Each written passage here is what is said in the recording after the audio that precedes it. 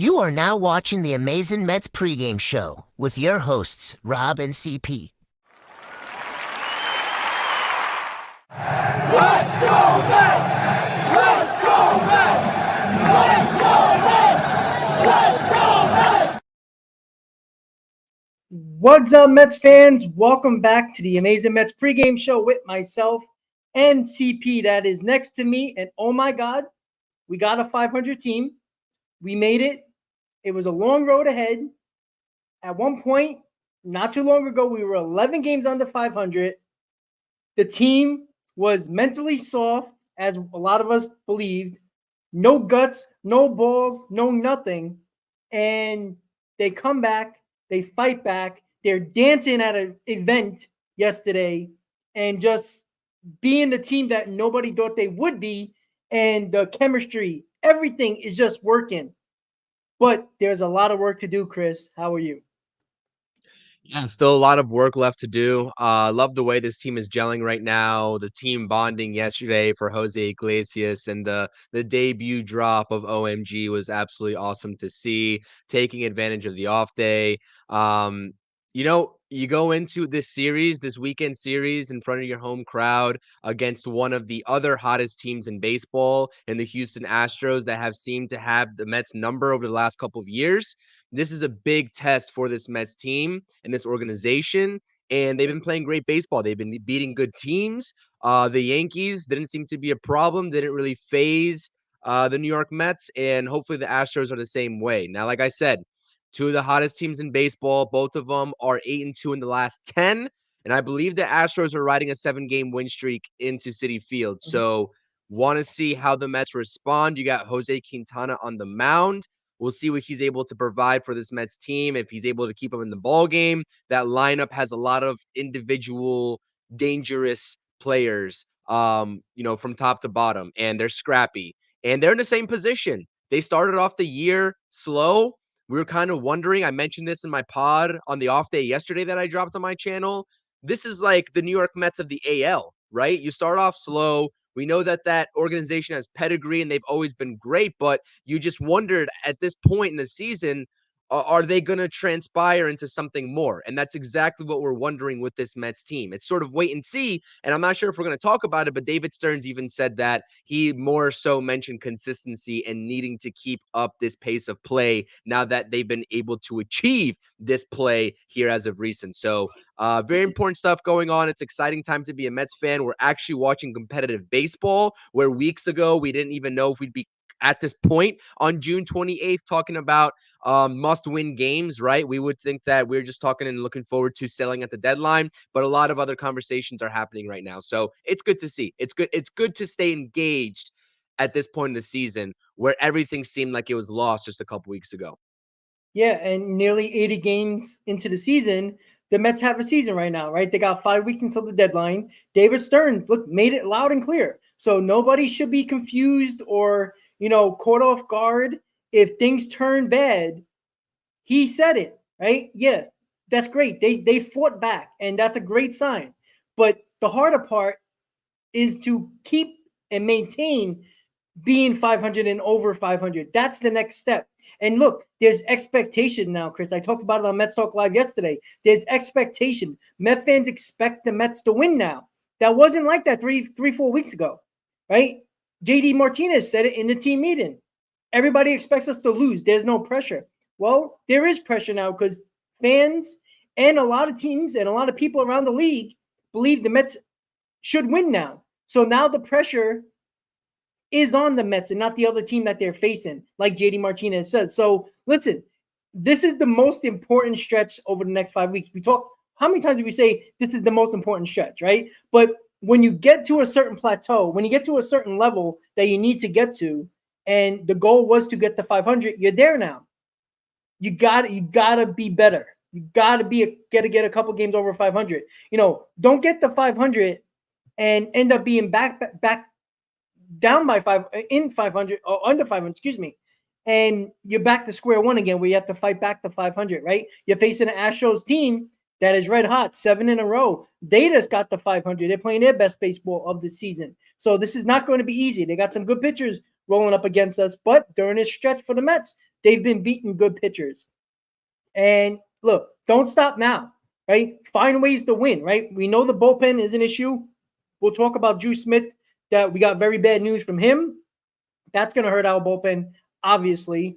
The starting pitching has been pretty decent. The length is still the problem, but they're finding ways to win. And if they can continue to do that, and I said this yesterday on Mets Talk Live, if you look at the numbers from our core guys, they're playing to the back of their baseball cards, what we expected them to do. So it would be, I would love to have seen if they would have started that way in April, played through the month of June, and where they would be. They probably be closer to 10 games over 500, because you see what happens when a lineup actually plays to their capabilities, because it doesn't really matter what the pitching is doing. The offense is coming through.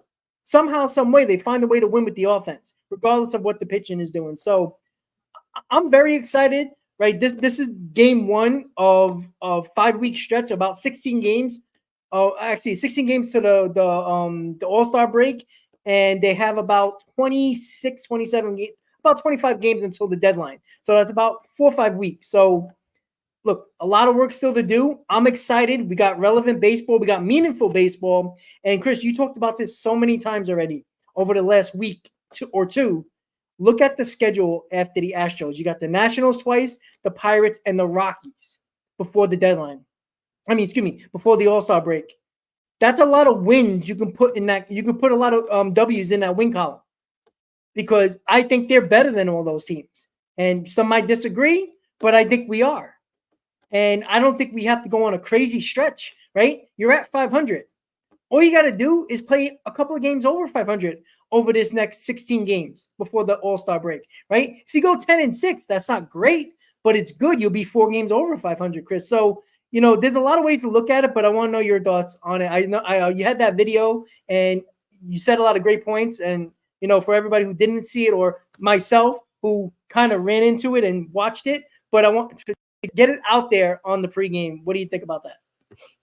Yeah, 100%. Like, that stretch is going to be ever so important. I was kind of circling that on my calendar, right? Like, when July comes around, which I'll be at the first 3 July games in DC too. So hopefully I bring some good luck, especially with the last go around when they were here in DC. But, I really am just wanting to close out June strong, right? You said it. You get to 500, don't look back, get over 500 now. We're talking about baby steps. And the most important point that you said was exactly what David Stern said. And we've been saying it all along here, talking about this lineup and performing to the back of your baseball card. I believe it was Anthony DeComo in the press conference. If you guys didn't watch it, and salute to everybody in the chat, by the way, we appreciate you all being here. Ant from Subway to Shea, make sure you all subscribe to him. Aaron, Staten Island, Sanders, Duncan, Ethan, everybody. We appreciate you all being here. Darren, he was talking about, some reporter, I think it was DeComo, asked him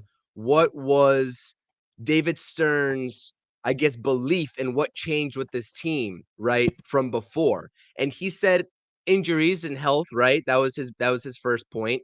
And he also said exactly what we've been saying, because it's right in front of our faces, right? Watching this team now versus back then, weeks ago, last month, etc., that the better guys, and that's what he said, the better guys, quote unquote, of this team, he's talking about the core, started performing better at the same time.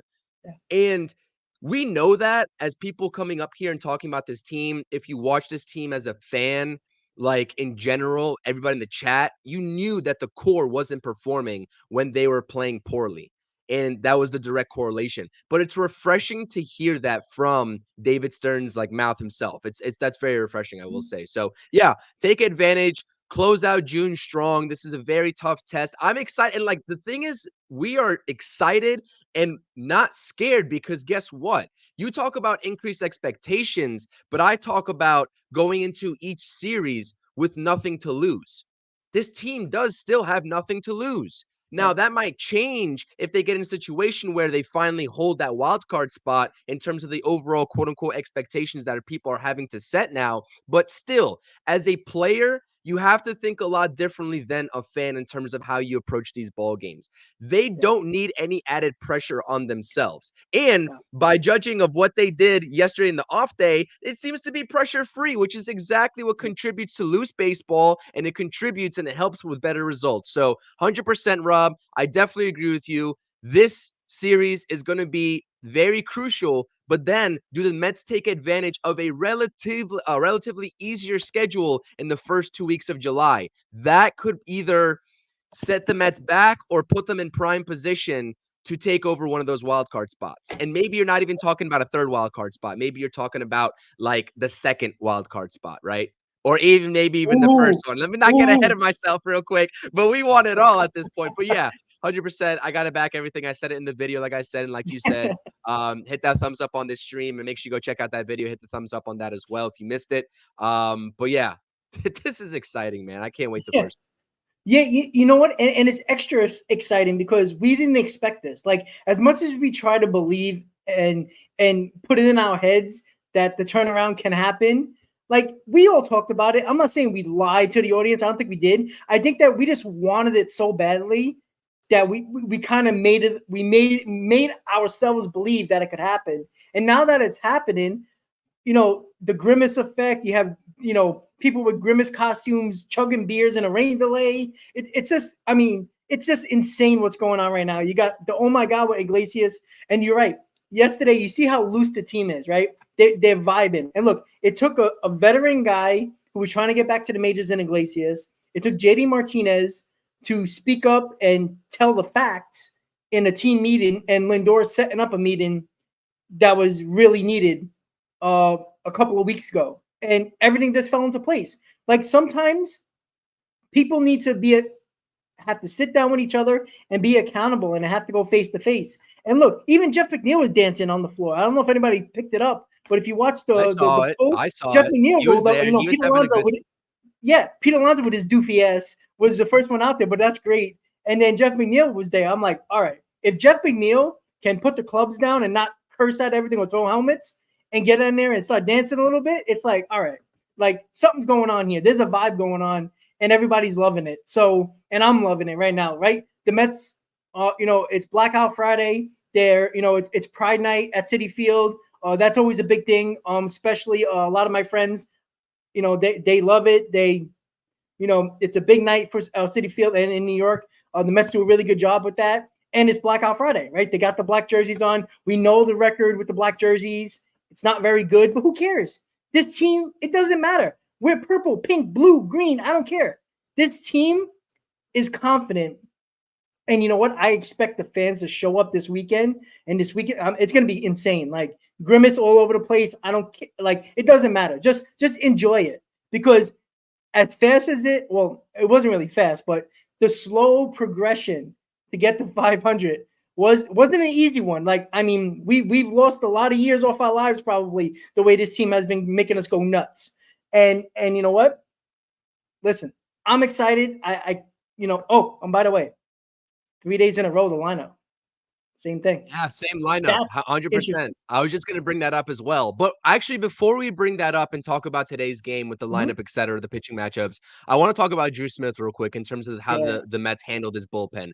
Unfortunate situation with Drew Smith. I still have a lot of questions in terms of why we were led to, why we were led as fans to just be like, is Drew Smith okay versus is he not okay? That is something that I don't know. That's a whole different discussion. Whatever. It sucks that we lost him for the season, right? Because he's heading towards Tommy John. If you all don't know, significant ligament damage. But where do the Mets go from here in terms of that roster spot? Because you have 2 roster spots now. You need one that you need to fill, right? Adcock, I'm not sure exactly what he's going to provide this team. It's definitely not going to be up to the contributions of another arm like Christian Scott or Jose Buto. So I really do think the Mets need to make another corresponding move. I'm just curious in terms of where they go in that direction.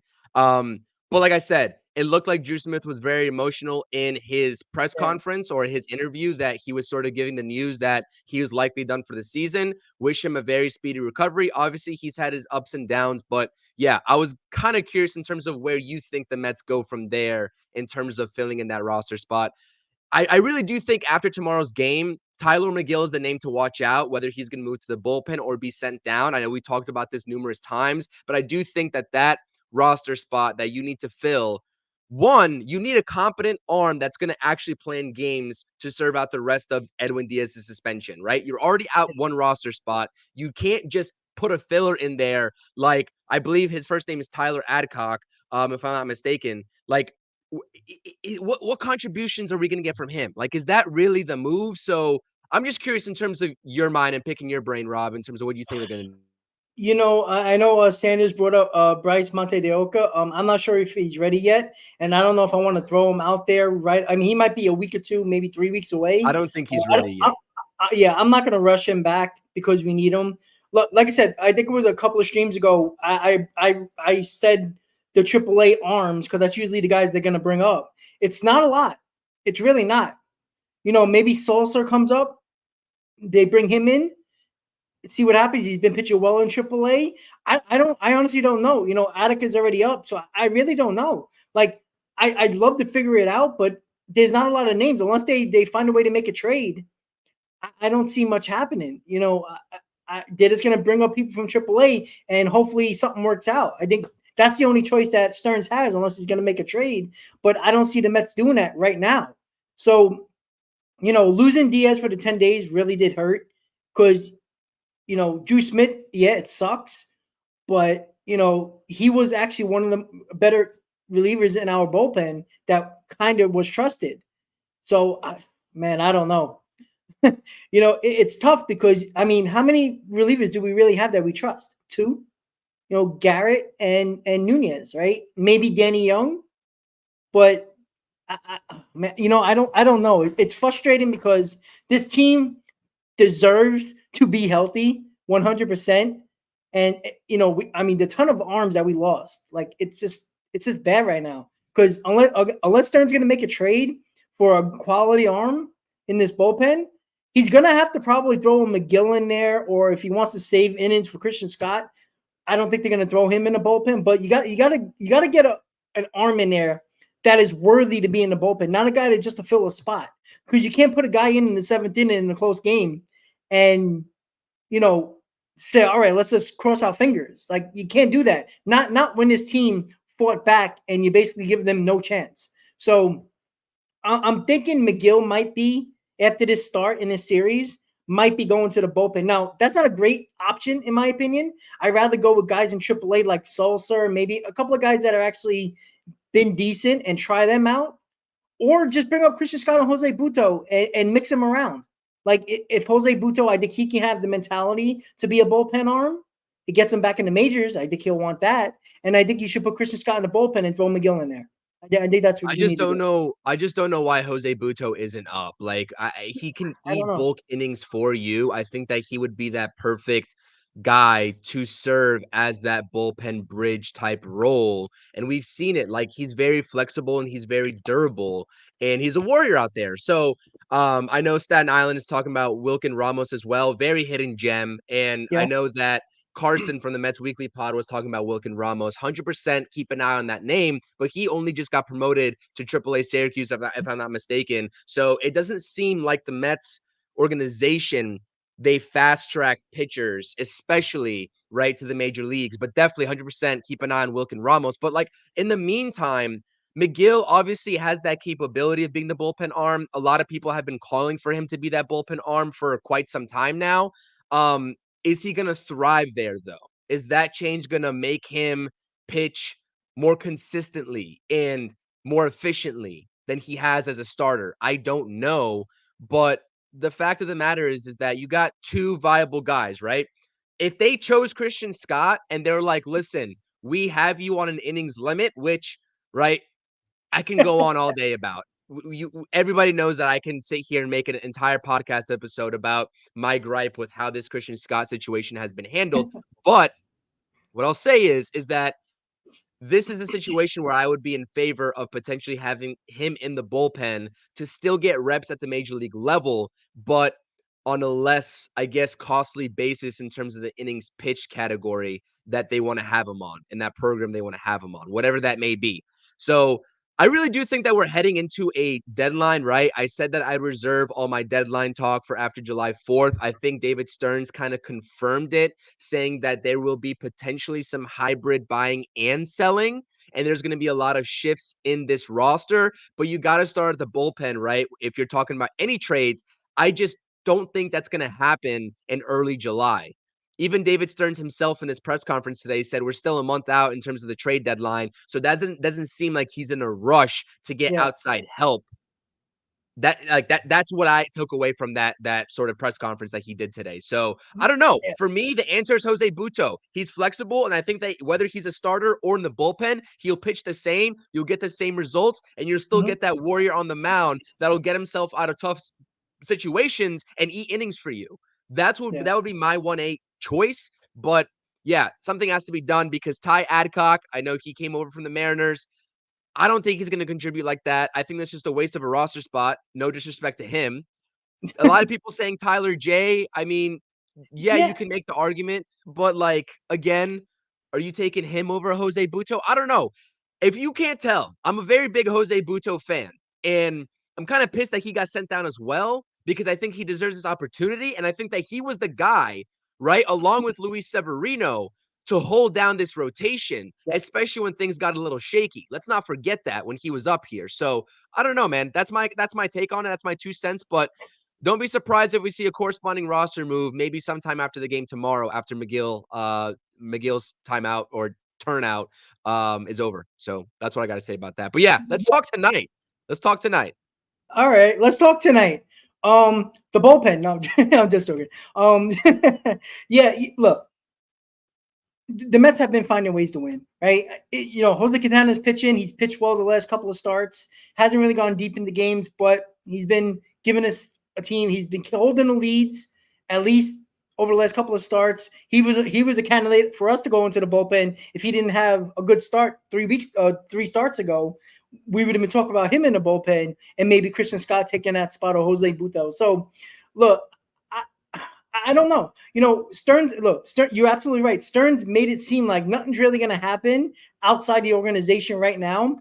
And yeah, there's a lot of time, a lot of games to go until the deadline. So a lot can happen. The Mets could fall, and then it's irrelevant of what we're talking about right now. But I don't expect them to fall off the face of the earth because I just feel like they're a different team. But can I say something real quick, Rob, before we move on? I'm sorry. I know I said we should move on to today's game, but Hector said in the comment section here, I'm looking at the comments. Shout out to Hector. Shout out everybody here. We definitely appreciate it. He says, thing is, when people talk about why aren't Butto and Scott here, who do you send down?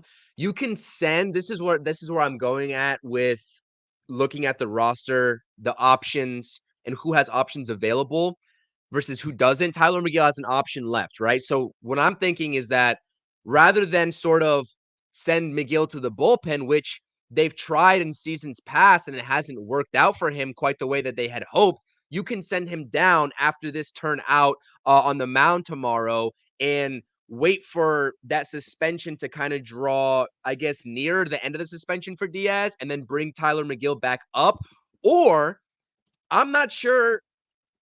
Is Ben Gamble still rostered? Did he get sent down after he got called up? He's still on the roster, right? That just happened a couple days ago. I think he is. I haven't seen nothing. You just brought up a good thing. Like I know we talked about him when he got called up after the Monte situation. Yeah, I guess he is. I haven't heard anything. I think he's still up. So then you said DJ Stewart has an option available. You already have your lefty bench bat, and I don't think Ben Gamble has any options. I think if you send him down, he's gonna be outrighted and he's gonna hit the waivers. So that's a potential too. You'd be playing without that bench piece. You'd be playing one bench player down. You have Gamble, Taylor, and Iglesias, or I guess Taylor's an everyday starter now, so he wouldn't even be a bench bat. So that gets kind of squirrely, I guess. But you would have Terrence, Taylor. No, Terrence.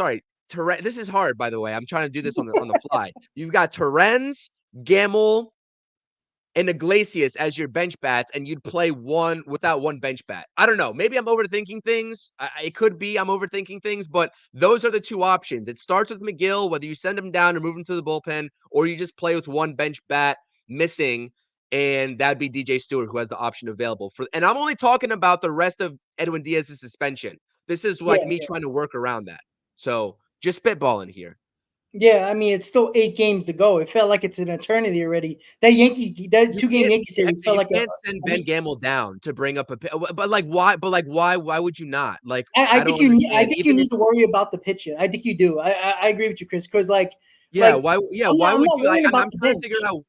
Yeah, why would that be out of the question though? Sending down a bench bat for a pitcher, like because it's not like seeing Ben Gamel every day. We're not seeing Ben Gamel every day. So we're barely seeing DJ Stewart right now. Like the 3 days in a row, he got the lineup the same.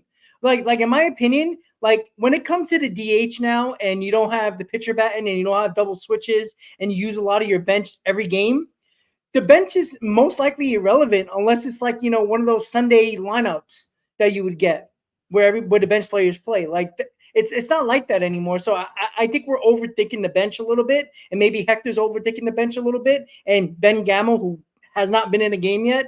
So I don't really. You're wasting a roster spot, like Chris said. Like I said, I understand Hector's logic, but the offense is fine. Like if they were struggling and they were using the bench a lot to find like matchups here and there, I get it.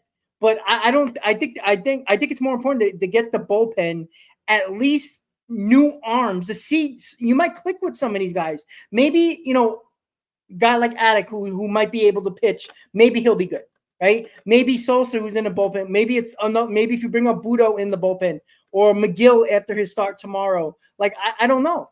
Like it's going to be very interesting because I think you need to start worrying about the bullpen because the bullpen is going to crack. Right now, more than crack. It's been cracking. It's going to break eventually.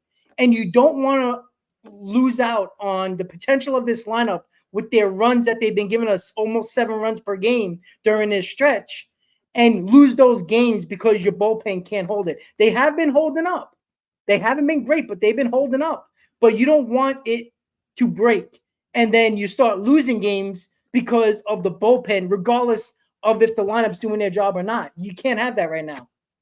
I'm not sure what Hector's going on about in the comment section about us overthinking it. Quite simple. I need a viable and impactful arm over a useless bench bat that we see maybe once every 5 games, if even that, right? Because like Junior's saying, I'm not sure how I'm overthinking that. And I'm not sure why you can't send down a starter to bring up a bullpen arm for a couple of days, like, right? Or whenever that sort of period is over where you can't bring him back up. You're talking about just the Diaz thing, not long term. So yeah, not long term. I'm talking about just I don't. Maybe Hector's thinking that it's long term. No, it's only until Diaz. No, I'm talking about just for the Diaz suspension to try to manipulate the roster in a way that you have bullpen help now that Drew Smith is gone and Edwin Diaz is still in suspension. Like that changes when Edwin Diaz comes back. I don't know. Yeah. I think it makes sense in my mind. Maybe not everyone agrees, but I do agree with Darren in the chat here saying the mistake was bringing up Gamble in the first place to replace Marte. They should have just curbed everything and just brought the bullpen arm up in place of Marte and just rolled a Tyrone in the outfield, which is what they're doing anyways. Chris, let me ask you, do you think it was a panic move because they got concerned about Marte not being in the lineup? Because it's not like Gamble was going to start. Like Tyrone Taylor was going to get the playing time. So I don't, I felt like it was the panic move. Like I haven't said that much about Stearns with these moves. It seemed like it was a panic move. They got concerned because Marte's bat wasn't in the lineup, and I don't know if they trusted Tyrone Taylor or DJ Stewart to take over that right field and stick. Right now, Tyrone Taylor has done it over the last couple of games, but I wonder if they worried if Tyrone Taylor and DJ Stewart, don't do the job. They need that option in Gamble and have that little bit of bat that can be put in the lineup. Maybe that's the case. Yeah, I'm not sure. That's a good point by Yaman, too. I forgot that you can only have 13 pitchers on the roster anyways, so that wouldn't probably have worked out with the math regardless. Yeah. Although 25 pitchers, you're already... Yeah, I'm trying to think. Anyway, I don't know. I don't know why you can't do it. I know they're probably not going to do it, but it's a fun conversation to have regardless because I really do think that not maximizing the bullpen. You're down 2 bullpen arms right now. Are you really going to use Ty Adcock in a crucial situation against the Astros? Like, maybe they're going to have to at this point, but would you not rather have that be Jose Butto? I mean, I think the choice is pretty simple. But anyways. Yeah. Um, So what do you yeah. think about the pitching matchup today, right? Blanco, we know he pitched a no-hitter earlier in the season. He has nasty stuff. He can be shut down. The Astros are playing well, and everybody in their lineup is just as hot as the Mets lineup. So it's going to be, look, this is probably one of the most fun series probably of the weekend. I mean, all eyes are going to be on this in this series because, you know, the Mets are red hot, the Astros are red hot. And we know the Astros have pedigree. The Mets do not. They have history, unlike us. So, you know, it's going to be very interesting because, you know, I think the pitching matchup, I think can easily go to the Astros. But we've said that before in other series. And the Mets found a way to win and beat good pitching. So what do you think about this pitching matchup? What are you looking for? Because Jose Quintana, the lineup is deep, just like the Mets. The Astros lineup. So I'm wondering, what do you expect from Quintana here, and what do you need from him to be a successful start? I need 5 innings of competitive baseball, just like I need from Sean Manaea, just like I need from Tyler McGill. Like, that doesn't change for those guys. Luis Severino's a different story. Like, you have better expectations for Luis Severino when he takes the mound versus a guy like Jose Quintana. But listen, I mean, correct me if I'm wrong, he's looked impressive his last outing, Quintana did, and you just got to build off that. And I don't know what the Mets organization has planned for Jose Quintana, right? We talk about the starting rotation and the deadline coming up in terms of bringing up pitchers or sending them down or just trading in general. Whatever the future holds for Jose Quintana as a Met, doesn't matter. This lineup for the Astros is catching fire at the right time, just like the Mets lineup is. You got a lot of talented players on that lineup. Like, let's be real here. Yordan Alvarez, Jeremy Pena, who's doing really well. Bregman. So, yeah, it's going to be a tough task for him. Like I said, this Astros team, I understand how they started off this season, but I'm going into this series with the same expectations that I've had for these starting pitchers over the last couple of weeks. That's quite simple. That's what it is. 5 innings of 1, 2, 3, 4-run baseball, whatever the offense can match, right? You have to go at the pace of your offense. And your offense's job is to set the tone for you anyways. We asked them to score early and often. And I think that's what you have to do for Jose Quintana, for him to go out there and pitch comfortably. Because sometimes when Jose Quintana gets in jams early on, I'm not saying he panics, because sometimes he's able to get out of it. But naturally, when you have a pitcher that doesn't have premier put away stuff and they pitch the contact, that's when you can get in trouble and you have a lot less wiggle room. So when you have a pitcher getting a lead and already has a lead, that makes his job a whole lot easier. And especially for a pitcher like Jose Quintana, who only tops out 91, 92 miles per hour. And if his location's off, he's going to get shelled. So make Jose Quintana comfortable pitching with a lead. And I really do think the key to this series, this entire series, is striking first.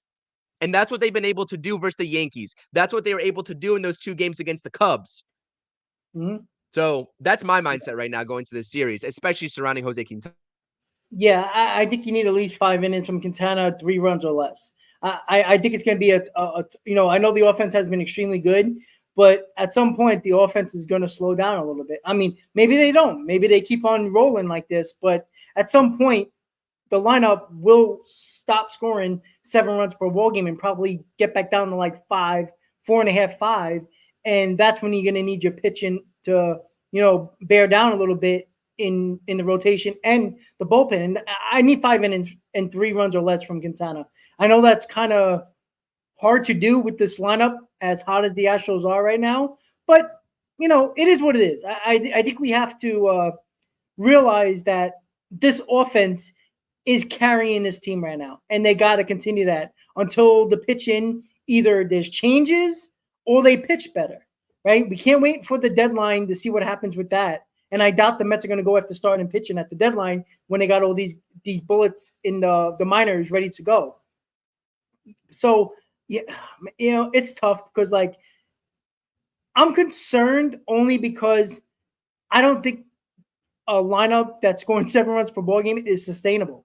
I just don't. No matter how good this team could be, I think they can roll back down to 5 runs per game, which is more than above average for MLB teams. So they're right in the top 5 if they do that. So we'll take 5 runs a game all day long with what we got earlier in this season, Absolutely. Rob. I'll tell you that right now. Absolutely. And you talked about it with Stearns, that he talked about, that it's going to be like a hybrid trade deadline, like buying and selling. Are you okay with that? Because, as good, say if this rolls on, I'm not saying this crazy hot streak continues until the deadline, but let's say they're still playing a couple of games over 500 baseball, 2, 3, 4 games over 500, winning series still, winning, 10 out of 15 or whatever it is like that, and still playing pretty well. Do you really want to shake up a team that clearly found their way and have that chemistry and that vibe?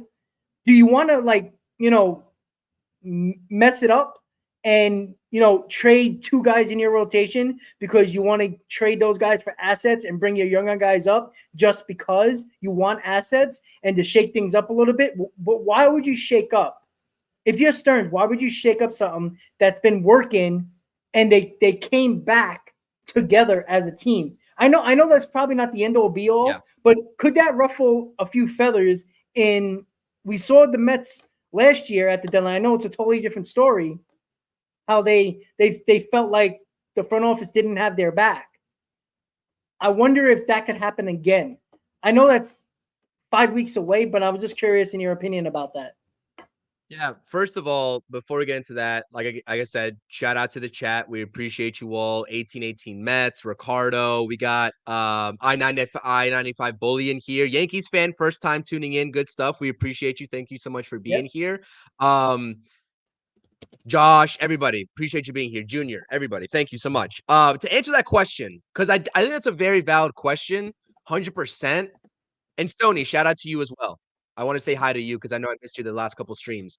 That's a very valid question. Some reporter in that press conference, because I listened to it a couple minutes before this stream actually started because I was doing stuff earlier. You know how Fridays go.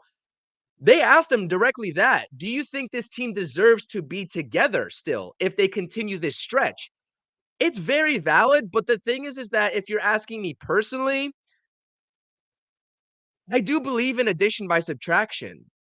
And it's a different story when you're talking about the 1-year deals that were brought in here to potentially be those trade pieces mid-season, depending on where the Mets were at. Now you're maybe talking about extensions, right? As crazy as that sounds for like Sevy, maybe even a Harrison Bader moving forward as a bench bat. Hopefully the outfield gets a little bit better, but like Bader's been well above average with the bat, especially with what I expected out of him. But like you look at Jose Quintana. Are you telling me that regardless of what happens with Jose Quintana's roster spot, that he's making all the difference in the world for this team?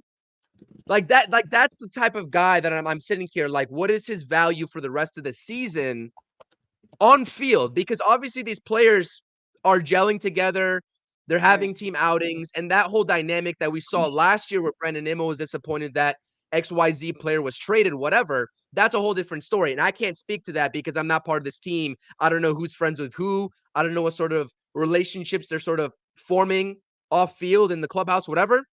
But on field, the performance of Jose Quintana, if you get rid of a guy like that, now I understand that he's been pitching better recently, but in the totality of what he's put up, are we really going to miss a guy like that if you part ways with him? And that's what I think that the question is David Stearns getting rid of more or less, I hate to say it, dead weight, right? And guys that are on expiring deals. Because if he's not serviceable to the Mets, at least that's a lefty veteran that can impact somebody else. I'm sure someone else would take a stab at him, especially with the success that he had last season, etc. So I do think that hybrid selling is a term to, I guess, get better by subtraction. But I think that only applies to a select few guys in this roster. Jose Quintana is definitely one of those guys, though. Let's be real. In my opinion. Well, the issue, forget the dynamic and the chemistry and the friendship and the camaraderie that they've shown over the last month as a team. what if Quintana starts pitching better? What if Manaya starts pitching better and they start pitching to where probably David Stearns thought they were going to pitch for us, right? What are they going to do? Like, you're going to trade somebody that's helping you win? Like, and if they're not pitching well, what asset are you really going to get back if they're not pitching well? So to trade somebody like all right, maybe you can get a bullpen arm. Maybe that's the key to all of this. But I see it as like it's kind of like a lose-lose. Like, because like if Quintana's pitching well and helping you win and pitching better than he was over the last month, do you really want to trade him just because it's quote unquote dead weight, as you said, or it's just addition by subtraction? Because there's no guarantee that Jose Butto and Christian Scott replaces them and pitches at least what they've been doing or better. Because they could pitch worse. Like, we're not really talking about they could pitch worse, and then we fall out of this, and a lot of talk's going to be addition by subtraction, and that could be the detriment of this team for the 2024 season.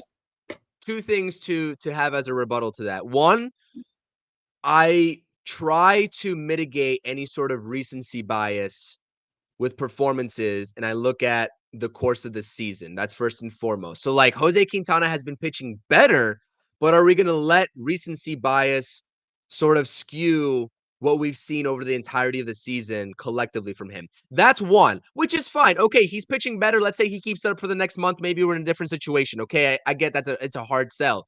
But if you look at this rotation in general, with the 5 guys that they have right now, Christian Scott's not taken into consideration. Jose Butto isn't either because they're not here right now. Are you confident if the Mets are in a position to take a wild card and they're in a race for a wild card, and let's say they do get the wild card and the playoffs come around, are you confident in this rotation to go out there and win you a playoff series? Because I think the point of the deadline is to get better. And I think that this rotation, as serviceable as they have been, there's an ability to get better there. That's all I'm saying.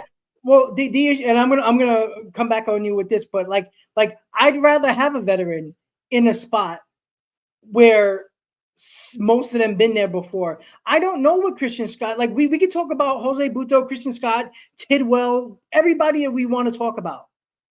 I don't know, and I always have a problem with this, right? Just because we've seen the success of Vientos and Alvarez, it feels like we expect them all to do that, like all to be at a top level of their game. Like, there's no guarantee that Christian Scott and Jose Butto are gonna, make us better. And I feel like you're playing with fire just because, they might be serviceable pitchers, but they are guys who've been there before. And I'm not saying that Jose Butto and Christian Scott, can't be great. They can come up here and be outstanding. And we're really talking about a team right now that can make a run in the playoffs. But I think you're playing with fire. And honestly, I believe, in my opinion, that I honestly think with a team that we've seen mentally break down in the past, I think you got to be very careful ruffling the feathers a little bit with this team. I think they're stronger than what they have been, but I don't know if you want to mess up with this mental makeup, that this mental, I guess the height of their mentality, and they're showing the fight. I don't know if you want to mess with that, because I think they're still have it in the back of their heads that things can turn badly quickly, and then we're going to talk about the mentally soft aspect of this core. And I don't want to think like that, because I think Christian Scott and Jose Butto are going to be good. But what if you get rid of those veterans that have helped you win ball games and get you back to 500, and say if they do pitch better or the same way, and you do trade them for what? Maybe a bullpen arm, maybe a lower level minor leaguer, couple of assets here or there, just to bring up Christian Scott and Jose Butto that, could be good. But if they're not, you mess up the chemistry, and you could mess up a playoff run or a wild card spot. I'm just trying to think like bigger picture, and what do they think? I feel you. I'm talking about strictly on-field performance. right? There's a whole separate conversation to be had about the team bonding and this guy wanting this guy to stay on board, etc. At the end of the day, it's the discretion of the front office. They make the calls, the players don't make the calls, and that's what it is. But I agree, like I get where you're coming from, and it's valid, 100%. I'm not gonna say that you're not making any points right here because you are. You got to question that. 100%. We saw it last season. Obviously, last season was a lot different of a situation than what we're talking about right now with where this Mets team is at and how they're playing. But the point remains. My whole thing is that why, if I have a veteran and Jose Quintana and I know what his ceiling is, he's not going to do otherworldly things. And I'm not saying we're going to trade Jose Quintana for his replacement. You got to offboard people to get their replacements. Jose Quintana is not going to be traded 1-for-1 for another starting pitcher, right? It wouldn't be any point. I don't think another team's going to do that because Jose Quintana is not a special ball player. Like, let's call a spade for a spade. So you're not going to get that much value for him. You're right. But it's about clearing that roster spot to bring in another veteran. Like Yamit is saying, why can't we go trade for another veteran? That's better than Jose Quintana. My thing is that I like the rotation right now because it's serviceable right now. But with the guys that we have, Ricardo said it best up early in the chat. We know what David Peterson's ceiling is. We know what Jose Quintana's ceiling is. Maybe same thing for Tyler McGill, although I think he's a little bit different than the other two guys. Sean Manaea, we probably know what his ceiling is. So why not try to get guys that will be better? Some of these guys can phase into the bullpen, like Sean Manaea. Would love for him to go to the bullpen. They don't have to trade a Sean Manaea. But for me to say here, and like, I'm not saying it's going to happen. All I'm saying is that if there's an opportunity to get a little bit of a better pitcher than Jose Quintana, which there's a lot of options for that to be the case, right? Out there on the open market, presumably. I don't know any names at the top of my head because I haven't looked at what's available right now. I look at that July 4th. That's my deadline, right? When I'm talking trade deadline. But all I'm saying is that if they did make that trade and they cleared that roster spot and Quintana was the odd man out and you're bringing in someone better, statistically, are we going to complain about the team bonding aspect of things? Like, Chris, you know what I mean? I don't know. Yeah, but you're talking about two different things, though, right? We were talking about Jose Butto and Christian Scott. If you're going outside the organization and saying you trade Quintana to get, I don't know, maybe a bullpen on that might not have been good, so you can bring it into this bullpen and see what happens, and then you trade to get another veteran pitcher that might be better, that's a different ballgame. I think we agree on that. I just don't like trading the veterans to bring up unknown prospects or unknown kids just because they were good in April does not mean that they can go in this stretch run, right? I don't want to play, let's see what happens while we're in a playoff, trying to get a playoff spot. I think that's playing with fire. The Mets did that in 2022. I'd rather go, like you said, on the last thing you talked about, than trading Quintana and say Manaea or put Manaea in the bullpen and bring up these two kids that we really don't know. Like, if you're going to give me a veteran and you're going to replace a better veteran for Quintana, I'd rather go that route because I'm telling you, you're playing with fire, Chris, if you're going to bring these kids up and just thinking that it's going to work out because that's a hard call for David Stearns to make. It is. I'm not saying it's going to be an easy call. Like, I'm not trying to diminish anything of the degree of difficulty the decision would have. But if you ask me right now, like, even with the lack of sample size surrounding Christian Scott, if you ask me who I'm taking, Christian Scott or Jose Quintana, I'm taking Christian Scott all day long, man. Like, I don't know. I mean, the stuff is different, but the potential is still a question mark. Like, we've seen this time and time again. We've seen so many pitchers have potential, and I'm not saying it's the same situation, but we really don't know. And I look, I'm more concerned about how this team is going to react if they do something like that. Now, I'm not saying that they're going to falter and, blow up, but I don't know. I think this team needs to thrive on energy and chemistry more than who's going to be in this rotation and may provide more talent and more better starts than we're getting right now. I don't know. It's possible. I don't know. I really don't know. It's tough. It's really tough. So, MEZ, I never said Christian Scott was Verlander. I never said that he's going to live up to those expectations. Like, can we calm down here? Yeah, MEZ, you have this saying that. natural ability to just take things that I say and then amplify them and then act like I actually said what you're saying. And I think that's bogus. So give me a little bit more credit than that. But What I will say is that who is the odd man out in your opinion, just strictly speaking, right? Of this rotation, if and when Kodai Senga comes back, because I saw Junior talking about that in the chat. Who's the odd man out of this rotation in your eyes? Probably Tyler McGill. Unless they go 6-man, because they can go 6-man, right? They With Kodai could. Senga They there. could. They could, but probably Tyler McGill. Okay. Because here's my problem. If you're going to bring up Christian Scott or Buto, just switch McGill either in the bullpen or back to the minors and flip-flop one of those young kids in that spot. I don't want to do it because I know what Tyler McGill is. Right? I don't think he's going to show anything more. I'd rather do that because I feel like Tyler McGill is going to give you what he's going to give you. I'm one who trusts veterans when it comes to rotation and bigger games. Right? You know, we all see around the league, oh, you see the Zach Gallons of the world pop up and fought for the Diamondbacks, and we just assume that our guys are going to do that. You know what? Maybe I've been broken down to the point where I don't trust anybody in this organization prospect-wise because maybe I'm just nuts. All right? Maybe I'm just insane. And you're not. They're wild cards. They're wild cards, 100%. I agree with you. That's the issue because, like I don't want them – look, do I want to see Christian Scott and Jose Buto over some of these guys right now? Absolutely. But do it now. Don't do it because you're trading somebody away who's been serviceable enough to keep you in ball games and win you ball games as well. You know, I don't know. I think they're playing with fire. I don't think you should do it during the trade deadline addition by subtraction because I think it can burn you in the worst way. Bring them. Just switch Tyler McGill with one of those two guys. That's what you got to do. And if they perform well, great. I just feel like you're getting rid of too many veterans for too many unknowns. I think that's an issue. All I'm saying is that 4.58 with the 1.32 whip is not good, and that's what Jose Quintana has posted. That's all I'm saying. I agree. And I just want to see him pitch like he did the last time out. That's all I'm saying. And also, good. And also, by the way, 1818 Mets, no 6-man BS is what 1818 Mets is saying. They're going to have to go to a 6-man if Kodai Senga comes back. They're not going to have him pitch on regular rest on every 5 days. I don't think that's going to happen, at least not right away. So anyways, yeah, like Hector's saying, I love this. This back and forth is what makes these streams great because we have obviously different, we agree on a lot of things, right? I think everybody in the chat knows that we agree on a lot of things, but this is a situation where we don't see eye to eye, right?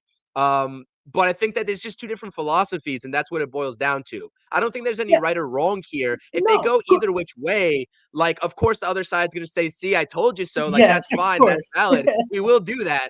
But I don't think that the Mets will be, I think I'm just going to end it at that. I think we'll see what happens. We'll see the route that they take, and that's it. But we do have a game today, Rob. We keep getting sidetracked. Well, there is one thing.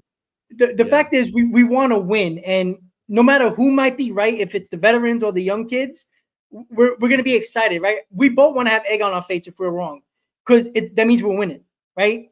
Either way it starts, right? If the veterans work out, great. If the kids work out, great. We're going to be talking about Mets winning, and that's all we care about. So tonight, right, we got about an hour until game time since we really went off. But it was a great debate because, like you said, Chris, we usually agree on a lot of things, but stuff like this is why people watch, because it's not, disrespectful disagreements. It's respectful agreements or disagreements that are fun to talk about because it matters, because it could be a potential down the line situation that we're talking about on the Mets hot stove a week before the trade deadline. So we'll really 100%. See. But the Mets lineup, 3 games in a row. It's the same lineup. I know some people still want Vientos up in behind Alvarez.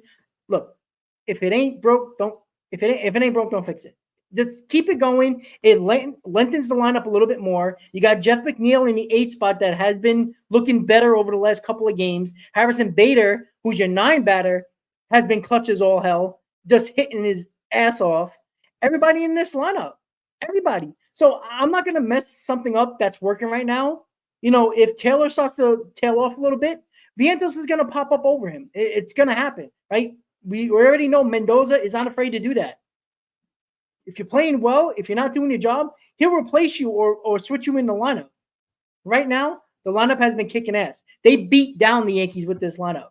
They embarrassed the Yankees in these 2 games. Like, can we be honest about that? Right, I said it. The New York Mets embarrassed the New York Yankees. right? Doesn't happen often. We don't get a lot of those fun times. We did. They got to continue that. And you know what? I think this team is going to show you that they're really good. And this Astros team is one of the hottest teams in baseball, just like the Mets. If the Mets win this series, watch how many people are talking about the Mets even more. Because we got a couple of under 500 teams that are not very good in the National League. The Mets are better than those three teams, the Nationals, Pirates, and Rockies.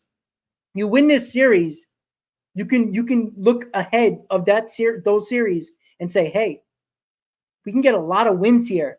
And you know what? It might help us down the road if we scuffle a little bit and to pad those W's right now in July, like you were talking about, Chris.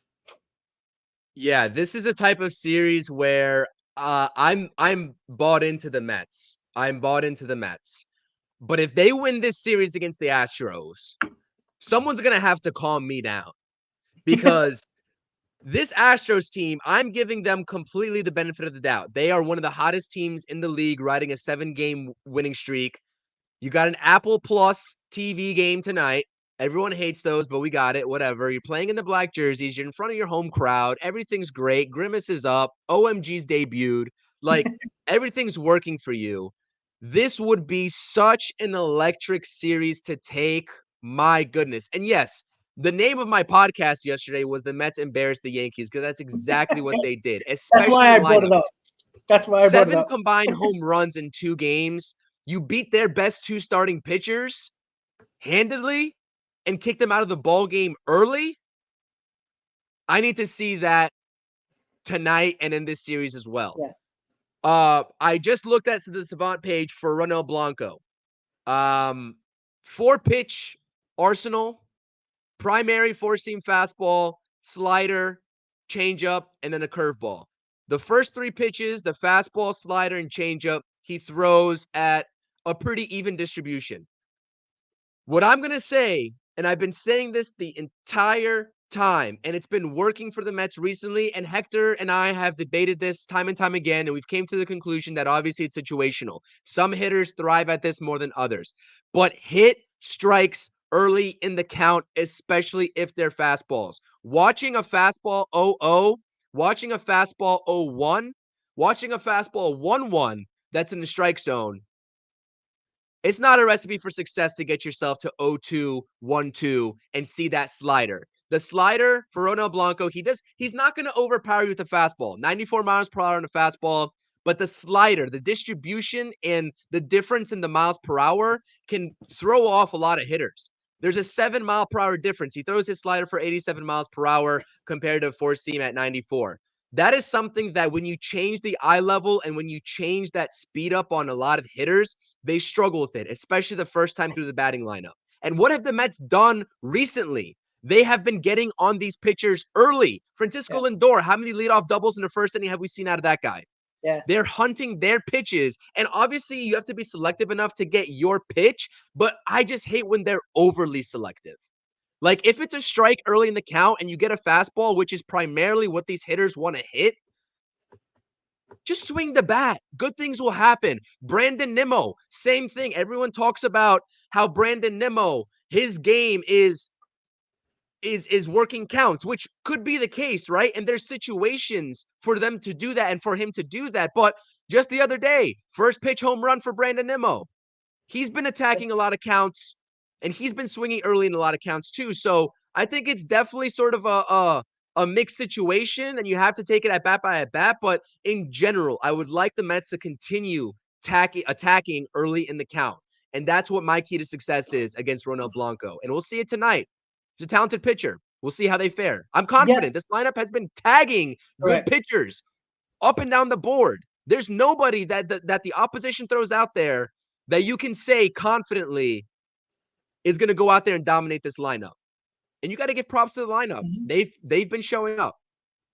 Yeah, and you know, I think you and Hector are both right during this stretch. What they're doing, they're attacking early strikes early in the count, but they're also working the pitcher as well, fouling balls off, making them throw 7, 8 pitches and at bat, 9 pitches, right? They're not making easy outs, right? Even if they're swinging early in the counts and they get themselves with a couple of strikes with 2 strikes, they're still fouling pitches off and they're making the pitcher work. So they're doing exactly what you wanted them to do, Chris, is swinging at strikes early and doing what Hector wants, which is working the counts. They're doing both of those things at the same clip, and they're getting the pitch count up there. You saw it in the Yankee series. They got them pitch counts up quick with Cole and Heel, and they were still swinging at early strikes in the count, and it's been working. So I think it's, it's up to the player. Obviously, they have their own philosophy of going up there, but it seems like what they're doing, they're attacking the strikes early, but they're also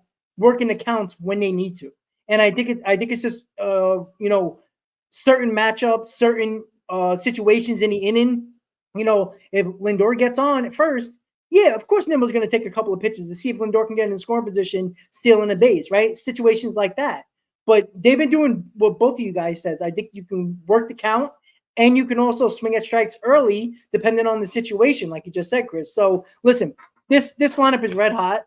I'm confident, right? I feel good. And Chris, you always say it: win game 1, because you got 2 opportunities to win the series. And you always say, and I'm going to let you say it, I'm not even going to bring it up. So to finish up the stream, we know what this team needs to do, right? This team is now in expectation mode. A lot of Met fans are going to be going to this ballpark over the next 3 days for the rest of the homestand. There's expectation to win, as I said earlier in the stream in the beginning. The pressure, even though Chris says, it seems like they'll lose, the pressure is not there, but it will. What if they get down? Or is the pressure going to start to mount? Right? We'll see. Right? Because we I guess you could say the pressure really hasn't been on them yet because nobody believed in them yet.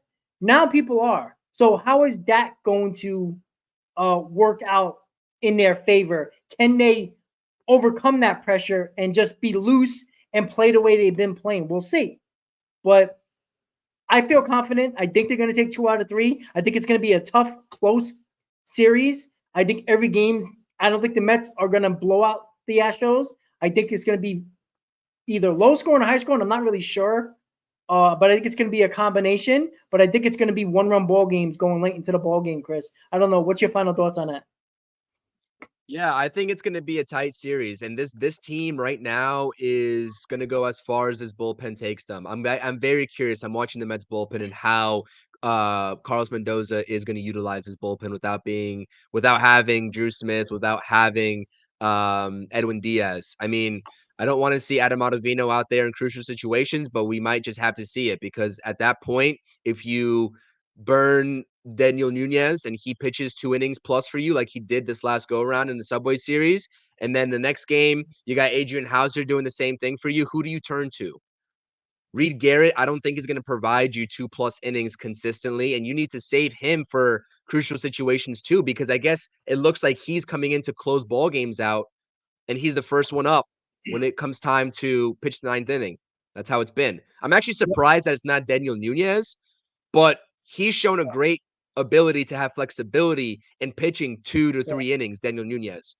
And I think that once this bullpen gets a little bit more settled with Edwin Diaz coming back, we can see a situation where Daniel Nunez transfers into that permanent setup role right in front of Edwin Diaz. But listen, I agree with you. It's going to be tight. We'll see how the bullpen sort of holds up. We'll see what they're made of. This is adversity at its finest for the bullpen.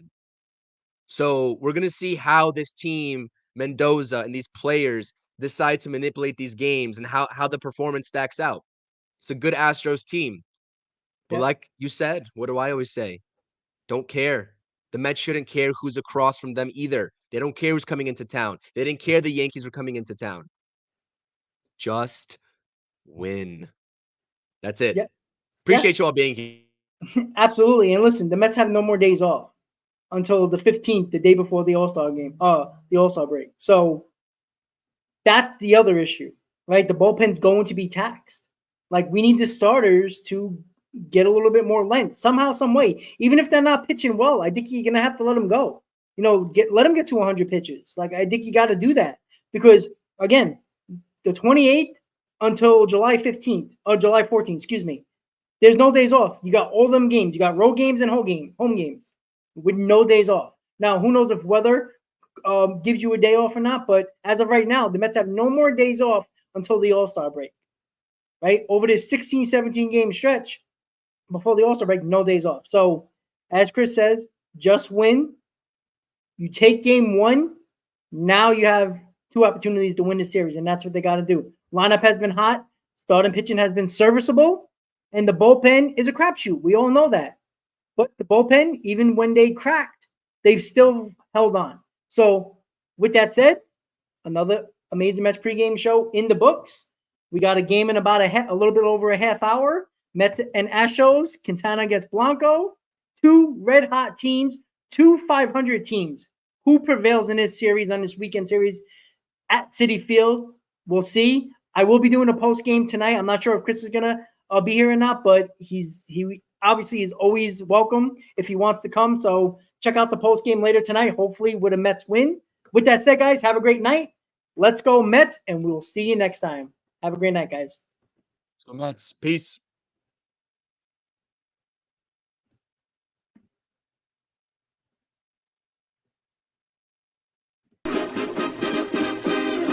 Meet the Mets, meet the Mets. Step right up and greet the Mets. Bring your kiddies, bring your wife.